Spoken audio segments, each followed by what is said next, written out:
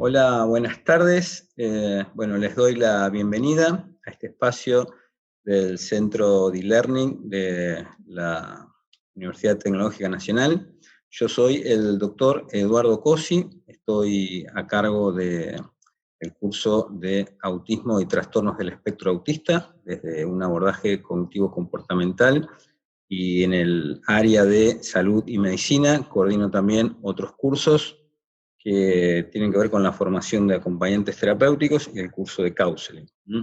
El doctorado lo tengo yo en el área de psicología por la Universidad de Buenos Aires. Yo soy psicólogo licenciado en psicología y doctorado en el área de psicología y terapista cognitivo-comportamental especializado en el campo del autismo, donde hace muchos años en esta universidad y en otras nos dedicamos a la formación y a la divulgación de un poco el tema que vamos a hablar hoy, que es la concepción actual, lo que yo llamé la concepción actual del autismo, cómo es pensado el autismo en la actualidad, en las últimas décadas, principalmente en el siglo XXI, y cuál es su abordaje. Por abordaje hablamos de un abordaje validado y basado en evidencia, es decir, lo que vamos a tratar de pensar es cómo pensar el autismo en la actualidad y cómo se corresponde esta concepción, una manera de abordarlo que sea eficaz y que cumpla con lo que yo llamo la regla de las 3 R's. El abordaje, además de ser eficaz, tiene que ser razonable, tiene que ser realista y tiene que ser realizable. Eso es lo que define bien un abordaje ratificado y basado en evidencia, o lo que también se llama la primera línea de elección, o la primera línea de decisión, el tratamiento de elección en un campo clínico terapéutico. Bueno, antes de empezar, les voy a comentar un poquito cómo nos vamos a manejar. Ustedes van a tener, pero más que nada por una cuestión operativa, van a tener, por la cantidad de participantes que somos, ¿no? Estamos, bueno, en este momento somos más de 150 participantes y la lista sube permanentemente, lo cual me alegra mucho y me da una gran responsabilidad sobre esta charla.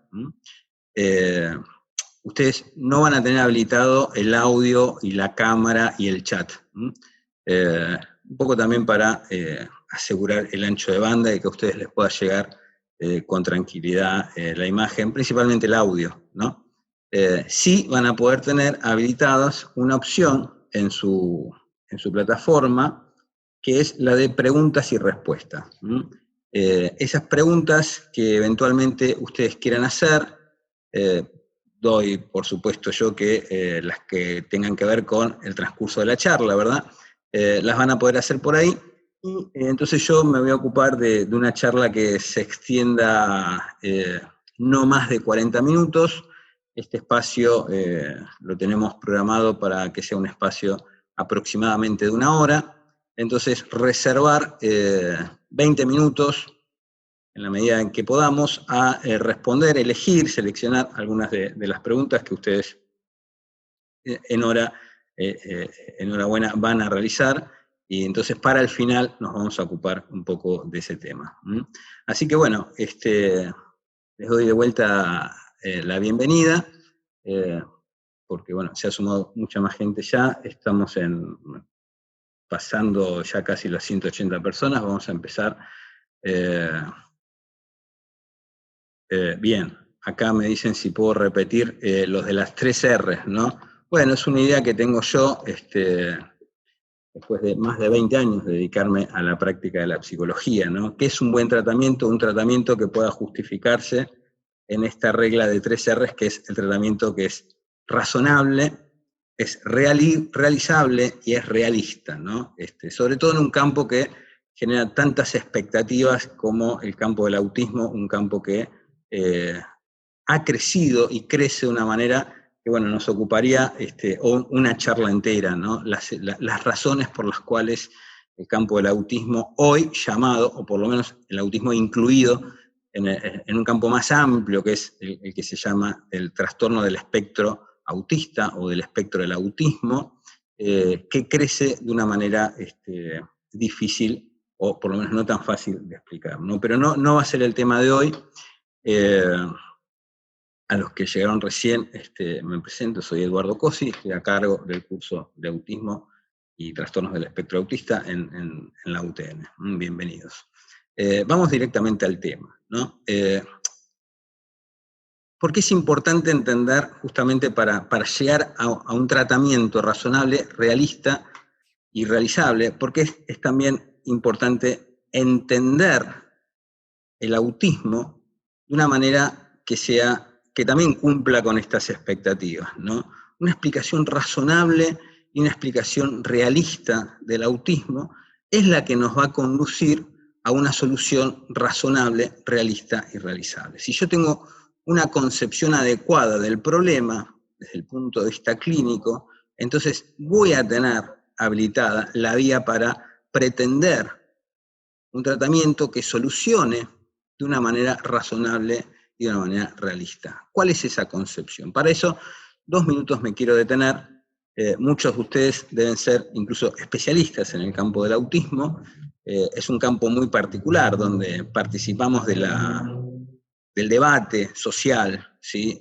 Sobre el autismo, su concepción y su tratamiento, permanentemente profesionales de diferentes disciplinas afines y también las mismas personas, los familiares, asociaciones de padres, ¿no? Siempre tienen voz y voto en lo que es el debate a lo largo de la historia sobre el autismo y su tratamiento, ¿no? Entonces, algunas cosas van a ser conocidas para algunos de ustedes, y otras, bueno, me obligo yo a mencionarlas, no obstante, para introducir al tema, ¿no? El autismo, brevemente, una historia del autismo nos ubica en los años 40. Es relativamente ya una cantidad importante de años, ¿no? La década de los 40 en el siglo pasado, piensen ustedes que ya estamos en la segunda década del siglo XXI, pero no obstante, comparado con otros campos clínicos, psicológicos o de incumbencia de la neurología o de la psicología y eventualmente de la psiquiatría, es un cuadro relativamente nuevo, es más reciente que otros. Y es muy importante la época en la que nace, van a ver por qué. Nace con Leo Kanner, esto es conocido. Leo Kanner es el médico que describe un grupo pequeño de chicos con características que hoy siguen siendo fuertes y determinantes para reconocer el autismo. 3 ejes: el eje de las relaciones sociales y los vínculos, dificultades en el campo de las relaciones sociales y los vínculos en edades tempranas y comparadas con chicos de la misma edad. Esto es importante, ¿no? Y características que Leo Kanner realmente fue un maestro y tuvo una visión, lo que se llama el ojo clínico, muy agudo para saber describir, con pocos casos, porque esa muestra de chicos era una cantidad pequeña, eran 14, 16 chicos, no recuerdo ahora exactamente, pero supo definir algunas características muy puntuales y muy precisas que hasta el día de hoy, ¿sí? 70, 80 años después, siguen siendo importantes, ¿no? Las dificultades en los vínculos y las relaciones sociales. Sobre todo decía Leo Kanner, en las edades en que a los chicos el estímulo social de su entorno inmediato, la casa, es un centro de gravedad, en estos chicos o es problemático o no parecen ser indiferentes al estímulo social, por ejemplo, por caso los padres, otros chicos, o parece ser problemático, parece no ir bien con estos chicos algunos estímulos sociales de su entorno, ¿no? En las mismas edades en que lo espontáneo, entre comillas, lo natural es que lo social cobre el centro de gravedad en el comportamiento del chico. Piensen ustedes cuando en las edades donde muy corta edad aparece uno de los padres y ya solamente la postura del chico es para ser alzado, para ser abrazado, el contacto ocular. Son comportamientos tempranos en la infancia. El autismo es un tema que hay que pensarlo como iniciando en la infancia y tratándolo en la infancia. Y Leo Kanner ya descubrió que había dificultades comparadas con otra palabra clave, el desarrollo, entre comillas, el desarrollo normal. ¿Qué vamos a entender por desarrollo normal? ¿Cómo normalmente se desarrollan las cosas? Esto presten atención, guárdenlo en un lugar porque va a ser clave para entender cómo se piensa el autismo en la época contemporánea y cómo se lo trata. La otra característica en el campo de los vínculos y las relaciones sociales que detecta Leo Kanner con mucha precisión, alguna dificultad, sobre todo en particular con el contacto físico. El contacto físico es problemático en muchos de estos chicos. Hay un grupo chico, ¿no?, de niños observados. El segundo eje, quizás es el más conocido, el que llamó más la atención, es el desarrollo de la comunicación y el lenguaje. No solamente lenguaje, comunicación y lenguaje. Estos chicos, en vez de, como normalmente sucede, entre los 18 y los 24 meses, desarrollar el lenguaje, con variación de detalles más o menos de una manera, otra vez, entre comillas, normal, por normal también es promedio poblacionalmente hablando, como normalmente ocurre el desarrollo del lenguaje, o estos chicos o no lo desarrollaban o lo desarrollaron más tardíamente, bastante más tardíamente. Hay una persona con autismo muy famosa mundialmente y muy querida que es Temple Grandin.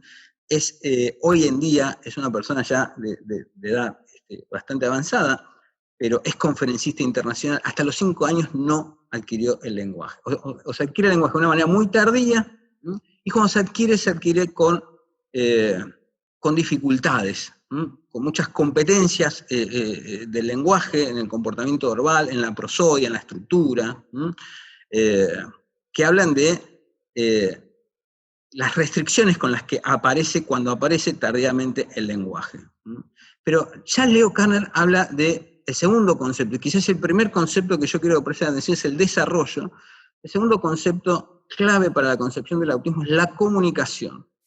Leo Kanner se da cuenta, y después con el doctor Asperger, que describe chicos muy parecidos, de ahí viene la idea del síndrome de Asperger, ¿no?, o el trastorno de Asperger.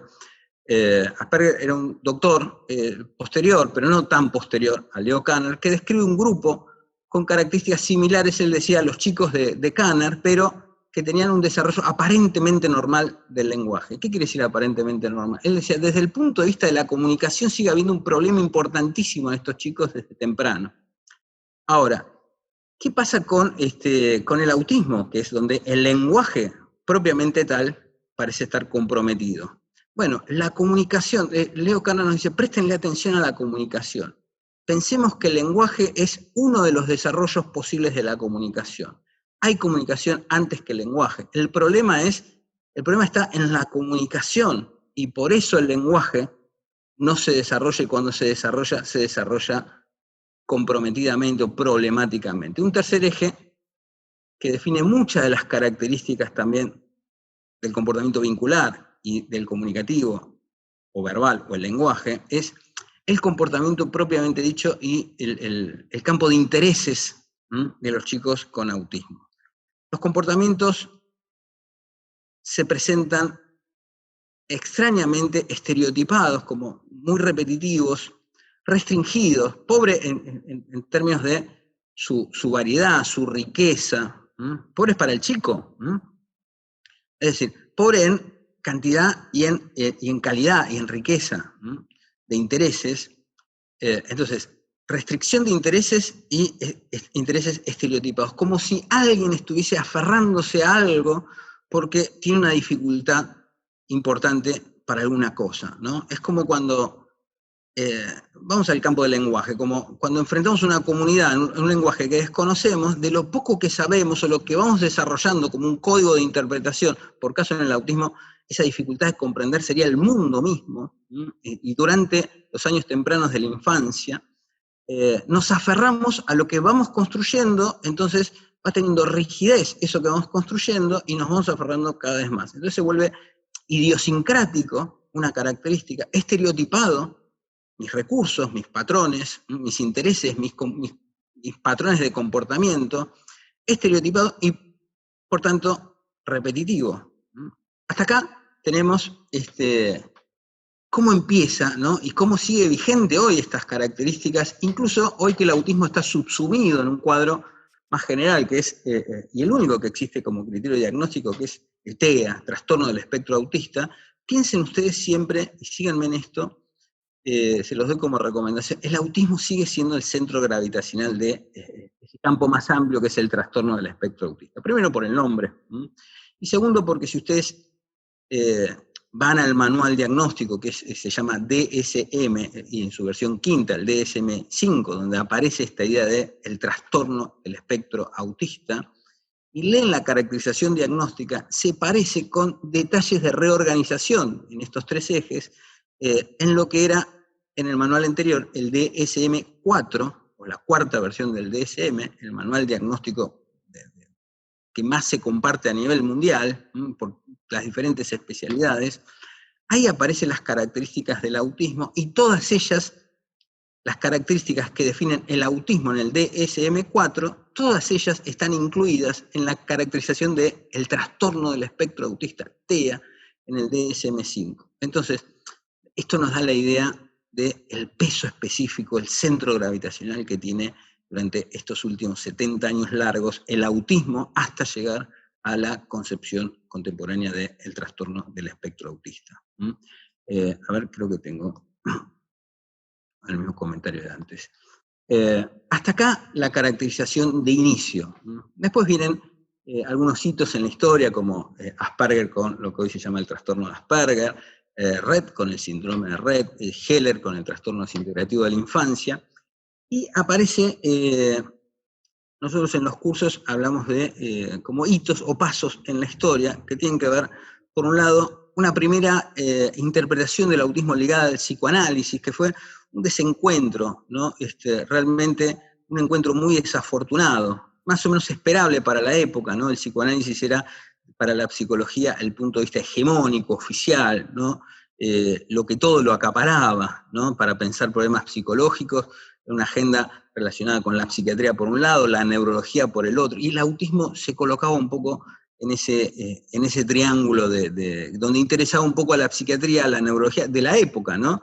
Y a la psicología psicoanalítica. Ahí empieza un primer error que es que todavía cada vez menos, ¿no? Pero, y mucho menos si contemplamos no solamente nuestra región, sino el mundo, ¿no? En general, empieza el punto de vista del psicoanálisis, que con la pobreza de los recursos que tenía para pensar un campo tan diferente a sus problemas como era el del autismo, colocó equivocadamente al autismo dentro del campo de las psicosis infantiles, ¿no?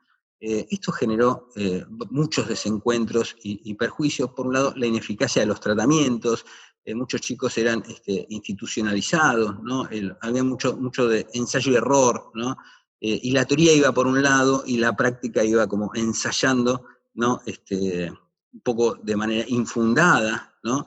Estrategias, casi todas ellas que resultaron en muy poco y en muchos perjuicios. Uno de ellos que históricamente es conocido es la culpabilización de los padres, porque el psicoanálisis se vio obligado a pensar en las relaciones tempranas, qué responsabilidad podía haber en las primeras relaciones, ¿no? Los padres en la condición de posibilidad del autismo.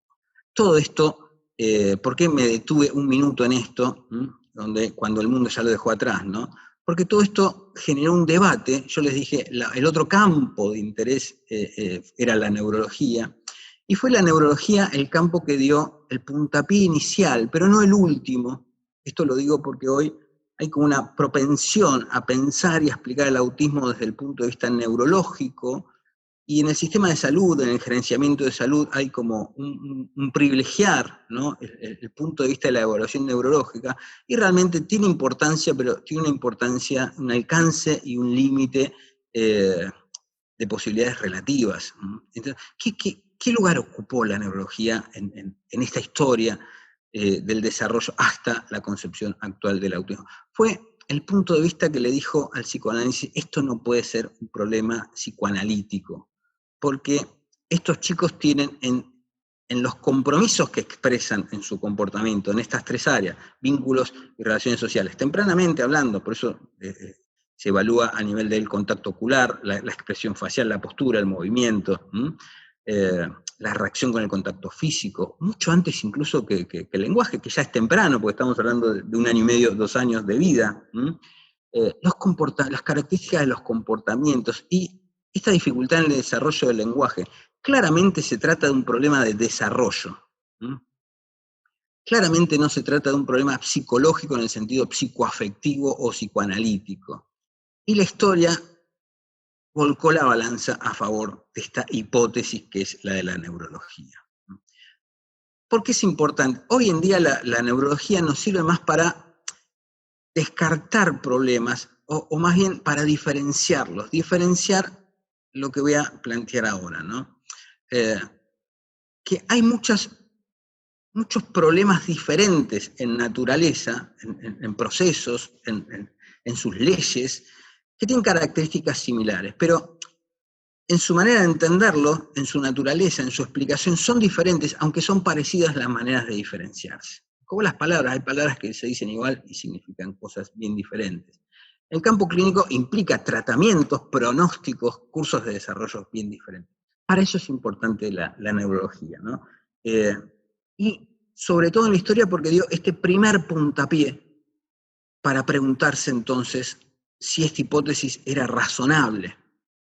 Y van a ver que es una hipótesis muy razonable en dos aspectos. Primero, porque es comprensible, es muy lógica, y segundo, porque mostró que desarrollándola y desarrollando un tratamiento, la solución del problema confirma la naturaleza con la que estoy explicando el problema. Es decir, la hipótesis del desarrollo como principal problema del autismo genera un tratamiento que se va a preguntar, va a tratar de responder esta pregunta. Si fuese el desarrollo, primero, si es posible pensar en el desarrollo como la causa del autismo, ¿se puede intervenir en el desarrollo? Si sabemos y pensamos que se puede intervenir, desarrollamos un tratamiento con estas características. Y este es el tratamiento contemporáneo. Si esto era cierto, este tratamiento va a expresarse, va a manifestarse en fuertes niveles de eficacia clínica. Este tratamiento mostró niveles de eficacia clínica en el 90% de los casos en tratamiento. Esto es muy importante que plantearlo, aunque es polémico, ¿no? Y llevaría mucho tiempo debatirlo, pero es un hecho porque es basado en evidencia, en una evidencia metodológicamente robusta y revisada críticamente durante décadas, que confirmaron que se puede estar a favor o en contra, pero que la evidencia es técnicamente y metodológicamente robusta en tratamientos que se estiman en 2 o 3 años, pero que tienen algunas características. Tienen que empezar tempranamente. ¿Por qué tienen que empezar tempranamente? Porque se va confirmando la idea de que el problema del autismo está muy relacionado con el desarrollo. Bien, ¿qué es el desarrollo? Acá está la diferencia, ¿no?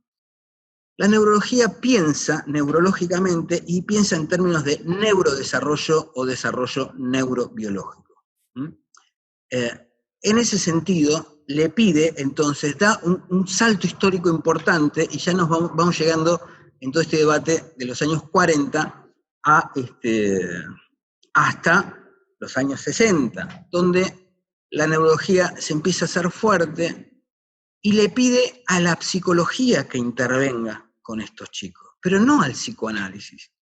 Había otra psicología que estaba tomando fuerza en Estados Unidos, que era la terapia del comportamiento, que es algo, por cierto, que en nuestra región es difícil de entender porque desde muy temprano fue una región muy reactiva contra la psicología del comportamiento.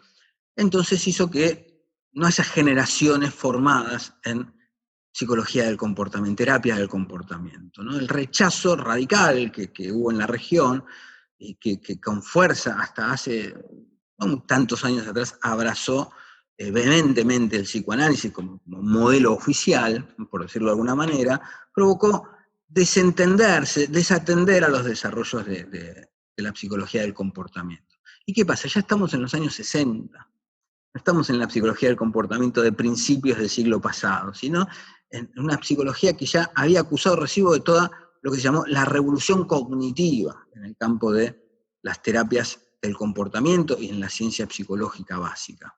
¿A dónde voy con todo esto?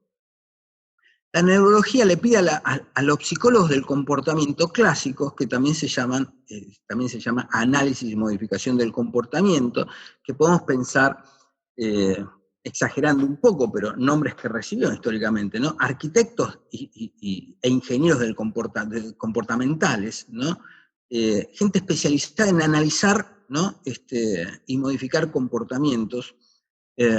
Le pedía lo siguiente: miren, estos chicos no tienen un problema familiar de las relaciones tempranas, tienen un problema del desarrollo. Hay cuestiones que no van a suceder y otras que están sucediendo que son problemáticas. Hay comportamientos que son disfuncionales excesivamente y que tienen que decrecer o tienen que eliminarse, y hay comportamientos que son muy funcionales, por caso el lenguaje, por caso el contacto ocular social, que no están, no aparecen, y sería bueno que estos chicos aprendan, se les enseñe estos comportamientos, los adquieran, y los que tienen de manera deficitaria y son funcionales se puedan robustecer, ¿no? Y puedan fortalecerse esas conductas.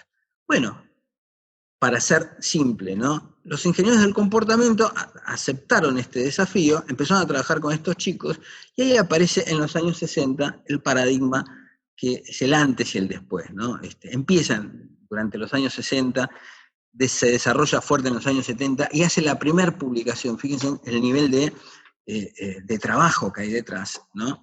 El doctor Lovász, que en general se habla del método Lovász, no hay un método Lovász, hay un doctor en psicología que dirigió un equipo muy grande durante décadas, ¿no? En la Universidad Californiana de Los Ángeles, un programa de investigación clínica universitario que marca la diferencia cuando uno habla de tratamientos, abordajes o novedades, ¿no? No es lo mismo la ocurrencia de un psicólogo o de un grupo que un trabajo de investigación de más de 20 años en un programa universitario que se llamaba el programa,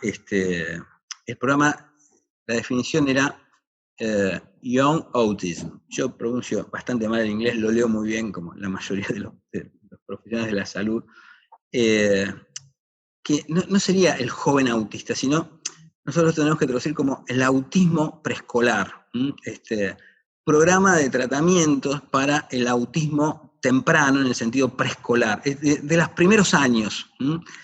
Esto se desarrolló, un programa de abordaje comportamental, pero que empieza tempranamente. La edad de inicio era entre los 3 años y medio y 5 años y medio, con tratamientos que se estimaban entre 2 a 3 años y con resultados positivos en el 90% de los chicos tratados. Positivos, estoy diciendo muy positivos. Chicos que entre los 6 y 7 años empezaban el primer grado en una escuela convencional, común, no especial, sin apoyo terapéutico, y el seguimiento de los chicos no era solamente entrar, ¿no? Forzando las cosas, sino que el objetivo detrás del tratamiento es que el chico había adquirido las herramientas suficientes para que sin tratamiento poder lidiar con el mundo que correspondía para su edad. Ir a la escuela, vivir, llevar su vida. Y hacer el seguimiento de esos chicos y ver que a lo largo de los años, 5 o 10 años, esos chicos se mantenían observadores ciegos, que no sabían de un grupo de chicos quienes habían sufrido el problema del autismo tempranamente y quienes no. Esos chicos, a lo largo después de los años, siempre se mantuvieron indistinguibles respecto de chicos que nunca tuvieron un problema similar al del autismo, ¿no? ¿Qué pasó para llegar a semejante nivel de éxito que difícilmente hoy los que se llaman las novedades o los abordajes que están de moda alcancen esos resultados y tengan ese nivel de robustez, de evidencia detrás, ¿no? Y metodológicamente demostrada detrás, ¿no? Por eso es importante esta charla, yo la quise dar independientemente del curso que dictamos aquí, porque creo que es importante la divulgación en el ámbito universitario de lo que se sabe de algo, independientemente de lo que se dice y lo que se repite y lo que va de boca en boca recomendándose sobre algo, ¿no? Porque realmente es menos la cantidad de gente que se pone a trabajar, a formarse en estos programas que lleva un tiempo incorporar, que no son técnicas, no son recetas, no son tips, llevan tiempo a aprender, incorporar, pero que realmente han demostrado y han sido revisados una y otra vez en el mundo, aunque a veces muy criticados, ¿no? en las tribunas de divulgación general, pero en el mundo han sido permanentemente ratificados, ¿no? Y todavía no superados. ¿Qué es lo que pasó? Pasó que la neurología entiende neurológicamente el desarrollo como neurodesarrollo o desarrollo neurobiológico. ¿Y qué pasa? Cuando le pide un tratamiento, a los psicólogos le pide un tratamiento que se llama educativo. Enseña algunas conductas y desenseñen otras en beneficio de estos chicos. Y ahí es donde la psicología, ya en los años 60, llegando a los años 70, dice, bueno, muy bien, pero yo les voy a contar algo, quedan 10 minutos para espacio de las preguntas, yo les voy a contar algo, ustedes van a entender muy bien. La psicología parte, desde cualquiera que estudie psicología o áreas afines, los primeros 2 semestres, estudia algo que se llama la psicología del desarrollo normal, que explica algo muy básico. El comportamiento humano, por eso se llama cognitivo-comportamental el abordaje, y no meramente conductista. El error es pensar que el abordaje comportamental tiene una explicación conductista del autismo, y no es así. El abordaje comportamental tiene una explicación evolutiva del autismo, es decir, basada en esta idea del desarrollo. ¿Pero qué le agrega? No es solamente el desarrollo neurobiológico. Ya en los años 30, la psicología del desarrollo, que se llama el desarrollo normal o psicología evolutiva, había demostrado una obviedad, lo que acaba de decir, que se estaba diciendo recién. El comportamiento humano, por básico que sea, está siempre organizado por estructuras muy complejas, inteligentemente organizadas, que tienen múltiples niveles y niveles fuertes de coordinación entre los niveles que la componen. Entonces tiene mucha organización, mucha coordinación, y son estructuras muy complejas e inteligentemente organizadas. ¿Me siguen hasta acá? Y esto es una obviedad. El comportamiento humano no es una secuencia de estímulos y respuestas, sino piensa en el contacto ocular, se mira a los ojos, piensa en el lenguaje. A los 18 meses se habla, se expresa una coherencia sintáctico-gramatical, corresponde con la lengua a la comunidad donde pertenezco. Esto no es estímulo-respuesta. Pero del contacto ocular, que es mucho más temprano, es una relación de comunicación social, es reciprocidad social, es comunicación, es significativo. Y todo esto le hace decir a la psicología que el comportamiento humano, desde muy temprano, claro que está estructurado, entonces, por estructuras que no vienen dadas desde sí, sino que se van desarrollando con el tiempo. Desarrollo. Durante la infancia. Ahora, estas estructuras muy tempranamente y en los comportamientos más básicos no pueden pensarse reduciéndose meramente a lo neurobiológico, sino ya en los comportamientos más básicos, por eso hablamos de comportamientos básicos, por eso hablamos de intervenciones tempranas, el comportamiento está estructurado y está lo que llamamos entonces psicológicamente estructurado. Es lo que llamamos estructuras no neurobiológicas, sino estructuras cognitivas complejas. Pero acá la trampa está en que no imaginemos el lenguaje en su forma ya más crítica y franca, que es una estructura cognitiva compleja y bastante temprana. Pero a los términos del desarrollo, 18 meses es temprano, pero es relativamente tardío. Piensen en el contacto ocular. El contacto ocular ya tiene lo que se llama coordinación perceptual y motora. Es decir, hay más que neurobiología desde el inicio. Hay sobre lo neurobiológico algo que llamamos lo psicológico, que tiene que ver con lo simbólico, con lo lógico, con lo social. El contacto ocular es un comportamiento social, no meramente neurobiológico. Entonces, la psicología redefine el problema del autismo. Es un problema del desarrollo. ¿Qué quiere decir? Que el ser humano, sus comportamientos están organizados por esas estructuras que no vienen dadas del nacimiento y tienen que desarrollarse. Ese desarrollo se da en el tiempo, se da durante la infancia, y las estructuras que desde temprano organizan los comportamientos más básicos, que se concatenan después con los comportamientos posteriores durante el desarrollo, que son su condición de posibilidad, esas estructuras también sobrepasan, piensen en el lenguaje, sobrepasan lo neurobiológico. Entonces, ¿qué tenemos que estudiar? cuando vemos un comportamiento en tantas áreas afectado como el del autismo y tan tempranamente. Tenemos que estudiar con esta hipótesis. ¿Hay un desarrollo normal? ¿Qué quiere decir un desarrollo normal? Este desarrollo de estructuras cognitivas complejas tiene una forma normal, es decir, normalmente ocurre de una manera. ¿Hay una manera en la que normalmente ocurren este desarrollo de estructuras? Y sí, es lo que estudia la psicología del desarrollo normal. La forma en que normalmente ocurren estas etapas, que también se llaman estadios. Entonces, nace una hipótesis razonable del autismo. Es razonable pensar que este normal desarrollo, que quiere decir cómo normalmente ocurren las cosas, no quiere decir normal anormal, es como, normalmente en primavera, ¿qué hace? Bueno, es una etapa de lluvia, normalmente llueve. En invierno normalmente hace frío, no es que esté bien o mal, es como normalmente suceden las cosas. Este desarrollo, tal como ocurre normalmente, puede afectarse, y bueno, la hipótesis ya es mucho más razonable que la de una psicosis infantil.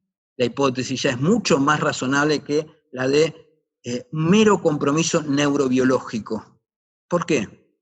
Porque a los 18 meses, un signo tan marcado en el autismo, que es la no aparición del lenguaje, nos marca que en el desarrollo normalmente, ya a los 18 meses, ya hay un desarrollo psicológico más que neurobiológico que hace posible algo tan complejo como el lenguaje, que es el paradigma de cosas que suceden antes, insisto, el contacto ocular, la postura socialmente involucrada, vincularmente, diádicamente, dualmente, la postura para ser alzado, para ser abrazado, el contacto ocular, todo esto tiene un carácter social, simbólico, psicológico, y tiene detrás estructuras cognitivas complejas. ¿Existe el desarrollo? Sí. ¿Existe el desarrollo psicológico? Sí. ¿Son procesos? Sí. ¿Pueden estar comprometidos? Claro, estudiamos eso. El autismo empieza a pensarse como un trastorno de los procesos generales por básicos, más básicos y tempranos del desarrollo psicológico. Cuando intervengo lo más tempranamente posible. Ahora, la pregunta, y nos quedan unos 2 minutos para introducir este tema, y después yo voy a leer algunas de las preguntas que ya tengo ahí en lista. ¿Se puede intervenir sobre esto? ¿Se puede influenciar en el desarrollo? Sí, bueno, ya no es entonces análisis y modificación de conductas, porque el desarrollo es un proceso complejo, fuertemente autónomo, pero con una autonomía relativa. ¿Relativa a qué? Al mundo, a lo social. Se puede influenciar porque el mundo influencia en el desarrollo. ¿Por qué? Porque cuando desarrollo el lenguaje, tengo 18 meses de vida y si nací en Argentina, desarrollé el castellano. Y si nací en París, desarrollé el francés. Y si nací en Londres, desarrollé el inglés. El mundo moldea el desarrollo. Entonces, ¿qué es importante como factor de influencia en el desarrollo? Entonces, el abordaje comportamental ya no es análisis y modificación de conducta, es análisis y me interesa modificar la conducta, no la estructura que la hace posible. No me interesa enseñar un resultado, sino generar el instrumento que hace posible el resultado. Bueno, entonces, ¿qué trabajo sobre estructuras? ¿Y qué quiere decir trabajar sobre estructuras? Sobre el proceso de desarrollo que las hace posible, porque las estructuras no se ponen ni se quitan, se desarrollan. Entonces, ahí nace un tratamiento que se centra en el análisis y la modificación de los procesos del desarrollo, porque le interesan las estructuras y no la punta del iceberg, no la conducta. Entonces, el conductismo no es modificar conductas, es analizar y modificar las estructuras que organizan esas conductas. Entonces, ¿qué es? Es intervenir sobre el proceso del desarrollo. Entonces, ¿cuándo es mejor? Cuanto más temprano, mejor. Porque como el desarrollo es un orden secuencial de producción de estructuras que se van dando unas respecto de las otras, una desde las otras, cada una determinando la posterior, entonces, cuanto antes organizo un tratamiento, ¿sí?, más impacto voy a tener en alcance, en el tiempo y en profundidad, a beneficio de la vida del chico. Esa es la hipótesis contemporánea del autismo. El desarrollo psicológico y el comportamiento como la comunicación con el mundo, el comportamiento como comunicación social. Las estructuras se pueden desarrollar en el mundo y solo y exclusivamente en el mundo. ¿A través de qué? A través de lo que el chico hace. ¿Por qué el chico habla a los 18 meses? ¿Porque le cae el lenguaje del cielo? No, porque durante 18 meses, 365 días del año, el chico estuvo trabajando en la posibilidad de adquirir el lenguaje. Su experiencia en el mundo, que principalmente es lúdica, pero produce la segunda condición fundamental del desarrollo psicológico, la relación y la comunicación con el mundo. Entonces, ¿cuál es el ABC del abordaje cognitivo-comportamental? No enseñar y modificar conductas. Organizar experiencias de aprendizaje significativas que tienen que ver con el chico en su interacción con el mundo. Acompañar la relación del chico con el mundo, conservando, Lovaas decía, el aprendizaje y la felicidad van juntos, conservando el carácter lúdico, de diversión, de disfrute que tienen que tener durante la infancia estas experiencias, pero que agreguen ajustes que hagan que esas experiencias no modifiquen una conducta que en sí mismo sea funcional, sino que sea funcional a poder modificar el curso de desarrollo lo más temprano posible. Entonces, trabajamos en imitación, trabajamos en el contacto ocular, y vamos trabajando progresivamente en unidades concatenadas que son estratégicas a influenciar y modificar las estructuras que organizan las conductas y no meramente las conductas. Bueno, esta síntesis apretada me parece que refleja bastante bien cómo se llega desde una hipótesis razonable a un tratamiento razonable, realista y realizable. ¿Se puede intervenir en ese desarrollo de estructuras cognitivas que organizan el comportamiento? Sí, ¿cómo? A través del comportamiento. ¿Qué hace este programa, ¿no? Y voy a terminar acá y voy a dar paso a las preguntas. Fue muy revolucionario en los años 70, porque y es importante para pensar muchos de los dispositivos de abordaje actuales. Lovaas saca al chico de las instituciones, de los consultorios, de los gabinetes, de la cantidad de sesiones, de las internaciones, y lleva el tratamiento a la casa de los chicos. Organiza equipos de trabajo en el entorno social natural donde el desarrollo es posible. ¿Por qué? Porque no trabaja con conductas, trabaja con experiencias, ajustando y acompañando la relación del chico con el mundo. ¿Y dónde es el mundo del chico? En su casa. Y depende de la edad, en la casa y en la escuela. Entonces el tratamiento pasa de los contextos institucionales a los contextos sociales naturales. Y esto lo cambia todo. El tratamiento empieza a ser intensivo en cantidad de horas porque el desarrollo tiene tiempos mínimos de duración. Como una planta que tiene que crecer, tiene un tiempo, el desarrollo tiene sus tiempos mínimos y hay que respetarlos, pero tiene sus pasos y sus organizaciones, sus secuencias, que hay que conocerlas. Entonces el tratamiento se lo conoce como intensivo y estructurado. No porque sea rígido, porque felicidad y aprendizaje van de la mano. El tratamiento cognitivo-comportamental del autismo se define en un programa de aprendizaje en entornos sociales y naturales para el chico. Lo que, al que más o menos esté el tema, se va a dar cuenta que lo que se llaman las novedades del abordaje del autismo, pocas novedades son frente a este gran modelo contemporáneo, pero ya clásico. Bueno, hasta acá, ahora es momento de que yo me calle, lea algunas preguntas y deme un minuto para organizar, por lo menos poder contestar algunos.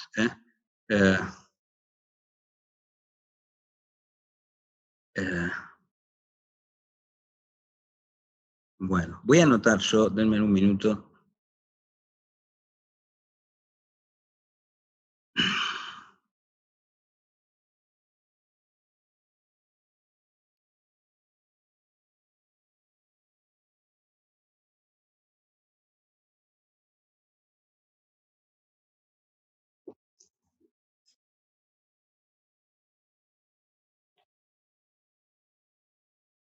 Bueno, vamos por algunas, ¿sí? Si no me voy a perder los 15 minutos que nos quedan en leerlas, y voy contestando algunas, y desde ya agradecerles, ¿no?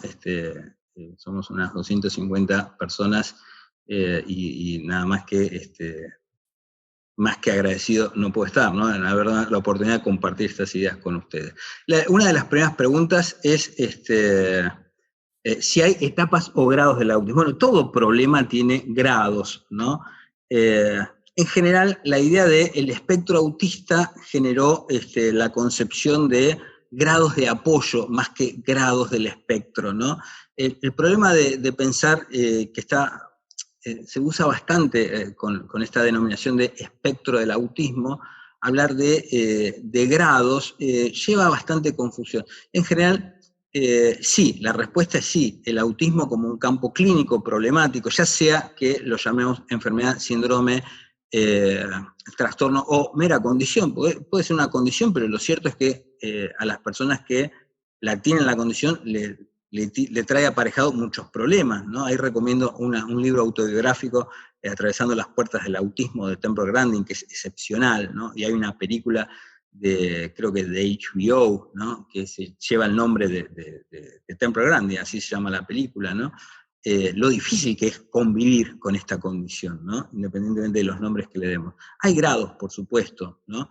Cuando hablamos del tratamiento eficaz, estamos hablando del autismo típico, no estamos hablando de autismo de alto rendimiento o autismos leves. Por eso es importante metodológicamente la investigación, ¿no? Se compararon 60 casos que se reunieron para que puedan ser comparables metodológicamente en 20 años esos casos, y lo que se dice del trabajo de este programa de tratamiento que llevó adelante la Universidad Californiana de Los Ángeles, que lo que queda claro que los chicos se recuperaron y no se explica por ninguna otra razón que no sea por el tratamiento.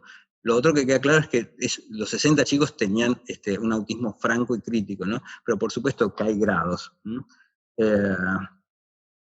Bueno, ¿qué lugar ocupa el medio ambiente en el desarrollo? Todo, todo.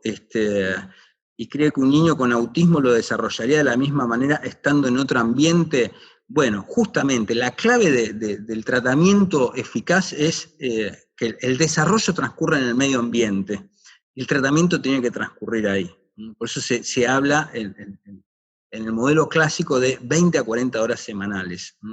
La clave está en que aprendizaje y felicidad tienen que ir de la mano. Uno dice, bueno, como un tratamiento, si uno ve con el modelo de la hora de sesión, o le parece como estresante, ¿no? Estresante va a ser según la habilidad y la competencia que tenga el equipo y las experiencias que organicemos, ¿no? Hay chicos que se pasan esa cantidad de horas en un kinder a esa edad y la pasan bien y no se estresan, ¿no? Un tratamiento no tiene que ser estresante, ¿no? El trabajo que buscamos no es el chico trabajando, sino el chico divirtiéndose y el desarrollo trabajando y nosotros haciendo ajustes y acompañándolo, ¿no? Acá, un tema bien interesante sobre el que yo puedo opinar poco, pero no quiero evitarlo, ¿no? ¿Qué opinas sobre la intervención de dietas alimenticias? Bueno, es el único tema que nosotros no tratamos, en primer lugar, por dos cuestiones. Primero, porque no es mi especialidad, yo estoy doctorado en el campo de la psicología. Segundo, porque efectivamente cuando uno entiende la hipótesis del desarrollo, es suficientemente clara y su puesta en práctica en el tratamiento soluciona el problema. Pero no obstante, cuando uno piensa la cantidad de casos de autismo que hay, estamos hablando de lo que se llaman intervenciones, y no tratamiento, intervenciones basadas en dietas, en suplementos nutricionales, dietarios, y hay dos grandes hipótesis, ¿no? Las cuales son, a mi humilde modo de entender, dudas razonables. Es decir, el autismo crece tanto, el autismo sucede con los niños. Bueno, ¿dónde va a buscar uno entonces, ¿no? Si nos atamos al pasado psicoanalítico, bueno, vamos a buscar en la responsabilidad de los padres. Esa idea fracasó. ¿Dónde podemos ver tanta cantidad de crecimiento en una condición o en un síndrome? No es tan fácil de explicar.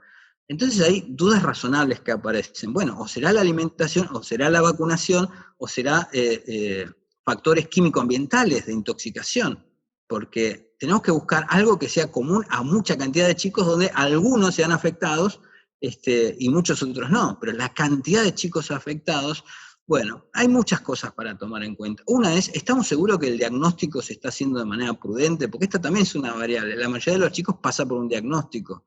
Ya nos pasó con el trastorno de déficit atencional. Si el diagnóstico se hace demasiado a las apuradas, en determinadas épocas, bueno, empiezan a crecer determinados tipos de casos. Ahí tendríamos que evaluar en un punto. Si no, se trata más bien de una responsabilidad profesional a la hora de diagnosticar, ¿no? No se está diagnosticando. ¿Y cuánto ayuda la idea de trastorno del espectro autista a mejorar y perfeccionar la precisión de diferenciar bien diagnósticamente? Porque hay muchas cosas que se parecen, pero el autismo se soluciona con la hipótesis del desarrollo psicológico. Los trastornos de una determinación, una condición más cromosómica, neurobiológica, no se van a solucionar con este modelo.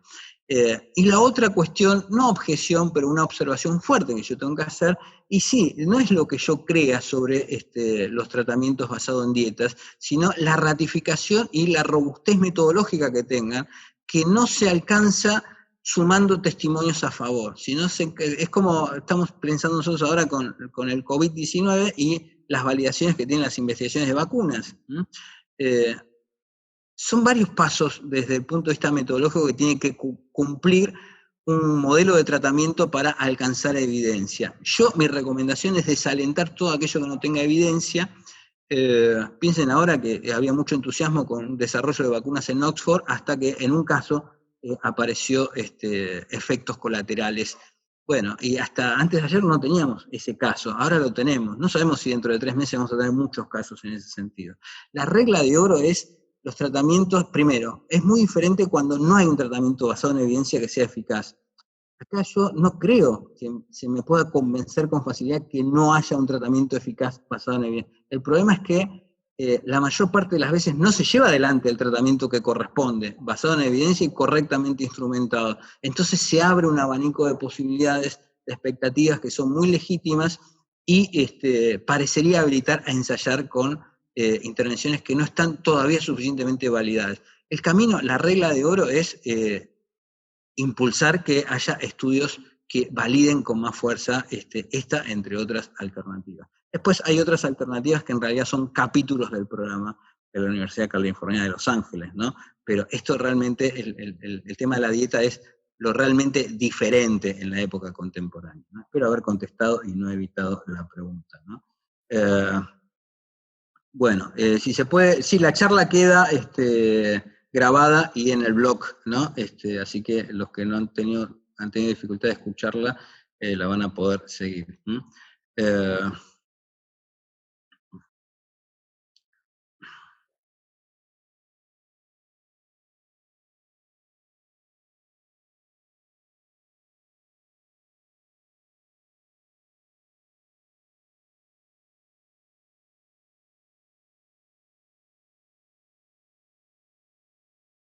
Bueno, acá hay un comentario muy interesante, no soy especialista, ¿no? Optometrista, hace un diagnóstico, me decís Romina, por un problema visual, y lo derivás justamente porque se puede tratar de un problema del desarrollo, ¿no? A ver si entiendo bien, lo derivás al pediatra y a la psicología pensando que es un problema del desarrollo. Yo creo que está muy bien, ¿no? Es una cuestión similar. Lo que ves vos es que el problema de visión no responde a determinadas reglas que son de tu especialidad. Pasó un poco en la relación con algo parecido con la hipoacusia, ¿no? Hay un caso que tiene que ver con el fundador de una de las asociaciones de padres, no me corresponde a mí nombrarla, ¿no? Pero es un libro, ¿no? Ignacio Niño Mundo, cuentan cómo el primer diagnóstico que recibe de alguien que, bueno, en esa época, estamos hablando en los 90, que cuando nace este debate, y gracias a esta asociación, ¿no? En la Argentina, que trae el programa de la Universidad Californiana de Los Ángeles, nace este debate en la Argentina, no hace tanto, entonces, estamos a la mitad de la década de los 90, en el siglo pasado.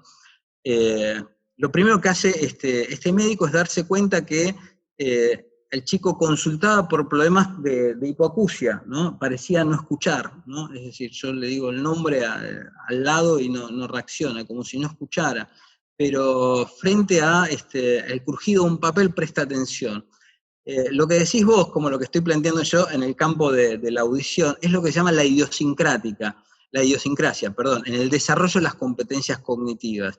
La visión, la audición, la relación táctil con el mundo, ¿no? La percepción táctil, la sensibilidad auditiva, es idiosincrática. Hay niveles de hipersensibilidad, hay niveles de hiposensibilidad, pero la distribución de competencias cognitivas, lo mismo en la espacio-temporalidad, eso da una relación de tensión con el tiempo de las cosas, las causas de las cosas, los tiempos de espera, la estructura de los medios ambientes, todo eso confluye. Está muy bien tu comentario, cada especialidad la puede ver desde su punto de vista, pero el punto de vista del desarrollo nos enseña a todos que todos estos procesos están coordinados en una especie de unidad central de procesamiento. Y esta convergencia de signos y de síntomas en el chico con autismo, en el procesamiento de información, en la espacio-temporalidad, en la sensibilidad, en la visión, hay chicos que no pueden mirar de frente y pueden mirar lo que llamamos por el rabillo del ojo, la visión periférica. Y así prestan atención. Y si prestan atención como comúnmente el promedio poblacional presta atención, que es mirando a los ojos, o sea, el chico autista no es que no escucha de una manera diferente, entonces hay un montón de cosas que no escucha del mundo. Ve de una manera diferente, entonces hay un montón de cosas que no ve. Piensa de una manera diferente, entonces hay un montón de cosas que no razona, no alcanza a comprender. El problema es, hay una frase de Lobas que es muy interesante: el medio ambiente promedio poblacional va perfecto con el chico promedio. El chico que no es promedio, el medio ambiente promedio, le es insuficiente. Entonces yo coincido con vos, la derivación a pediatría y a psicología. El problema que tenemos acá, tenemos que encontrar una pediatría que comparta este criterio de los procesos tempranos y psicológicos del desarrlo. Y una psicología que también comprenda esto y que entienda que el abordaje entonces cognitivo-comportamental es pensar la hipótesis del desarrollo, que incluye múltiples especialidades: la fonoaudiología, la terapia ocupacional, la integración sensorial, pero centrados en un modelo de abordaje y no en la fragmentación de terapias, ¿no? Espero haber contestado. Estamos un poquito sobre la hora, pero bueno, todas las preguntas son interesantes, ¿no? Nelia, ¿se nace autista o es un problema en los primeros meses de la relación con los padres? No, bueno, todo lo que dije fue centrado a que no parece tener que ver con la relación con los padres, sino con una hipótesis mucho más general, ¿no? Donde los padres difícilmente, sin algún ajuste, ¿no?, sepan ayudar, ¿no?, a un desarrollo que viene dando señales idiosincráticas, ¿no? Pero lo que sí sabemos es que tempranamente el problema está presente, y cuanto más temprano aprendamos a trabajar, cosa que para los terapeutas es todo un desafío, ¿no? Trabajar tan tempranamente en este problema y no en otros, ¿no? En este problema así definido. La persona con buena terapia puede salir adelante. Bueno, lo que han demostrado estos tratamientos, que en 2 o 3 años de tratamiento, empezando tempranamente, a casos típicos, que son la mayoría, no quiere decir, como dije antes, que no haya casos graves, el problema encuentra una solución en 2 o 3 años. ¿Cómo me doy cuenta que del autismo, en qué momento, cuál sería lo primero que tengo que observar para saber si hay autismo? Estos 3 ejes del comportamiento y el diagnóstico 70 años después sigue siendo principalmente comportamental. Es típica la forma de manifestarse el autismo, con grados, pero muy típica. Solamente hay que tener cuidado de diferenciarlo y distinguirlo de otras condiciones que pueden ser neurobiológicas y tener otros pronósticos y merecer otros tratamientos, pero el autismo se hace visible por su diferencia temprana. Y los padres siempre saben. Por eso la pregunta anterior sobre la pediatría. A veces la pediatría deja pasar, ¿no? Lo digo con respeto, pero es el testimonio de los padres, deja pasar un tiempo con aquello de que cada chico tiene su tiempo. En general los padres se dan cuenta, sobre todo padres que tuvieron otros hijos, se dan cuenta que algo pasa, ¿no? Esta es como dicen los americanos, ¿no? Hay algo que no está bien, hay algo que no está funcionando, ¿no? Me doy cuenta, ¿qué es? Por eso es importante la divulgación de estas concepciones basadas en evidencia y contemporáneas del autismo, ¿no? Que implica la formación también de las otras especialidades, ¿no? Bien.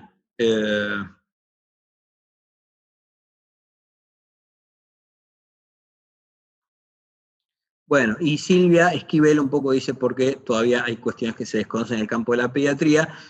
No, yo soy psicólogo, pasa en la yo cursos con diferentes formatos en diferentes instituciones, hace más de 10 años que me dedico a este tema, y lo que vemos es que la especialización en este campo, que debería ser de formación general, porque es tan presente el campo del autismo que ninguna de las especialidades, terapia ocupacional, fonoaudiología, psicología, psicomotricidad, en ningún campo va a faltar la participación de la intervención en el campo del autismo, ¿no? Entonces, es un problema que no se enseña bien en la formación general, porque después la especialidad en la mayoría de los profesionales es autodidacta, ¿no? Y eso lleva a una disparidad de competencias y de calidad en la prestación enorme, ¿no? Por eso mi interés fue divulgar, dar un puntapié para abrir un debate y que cada uno juzgue desde su práctica o el tratamiento que está recibiendo, ¿no? Alguien que quizás conoce más cerca o más directa o indirectamente, ¿no? Bien, bueno, se nos ha ido el tiempo, ¿eh? Espero que les haya servido, y para mí fue un honor compartir mi experiencia de todos estos años con una audiencia que, bueno, este espacio es el que me permitió la UTR, ¿no? Hablar para tantas personas en un tema que quiero tanto, me tomo muy en serio y con compromiso y responsabilidad, que es lo que descuento, ¿no? en cada uno de ustedes al haber participado de esta charla. Entonces, bueno, había más preguntas, las agradezco todas, pero me ha alcanzado el tiempo para contestar esta que tampoco seleccioné, más que nada la fui leyendo y contestando todas las que pude, ¿eh? Entonces, bueno, los que llegaron un poquito más tarde, yo soy el doctor Eduardo Cosi, y bueno, hasta acá llegué y me despido de ustedes y les agradezco haber participado del encuentro.